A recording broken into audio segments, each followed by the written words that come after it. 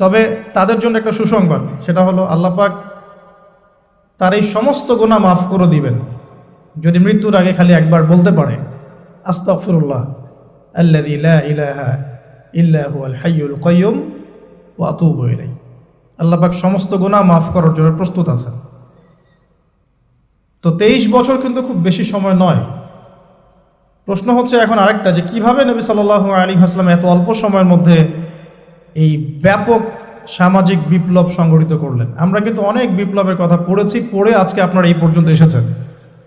আপনারা যারা student, running student, teacher, honourable guardian যদি কেউ থেকে থাকেন, আমরা কিন্তু অনেক বিপ্লবের কথা পড়েছি একদম স্কুল লেভেল থেকে। হ্যাঁ, পলাশির যুদ্ধ দিয়ে আমরা পড়া শুরু করেছিলাম সমাজবিজ্ঞান বইগুলোতে ছোটবেলায়। ইংরেজদের সময় কেমন ছিল, ওদের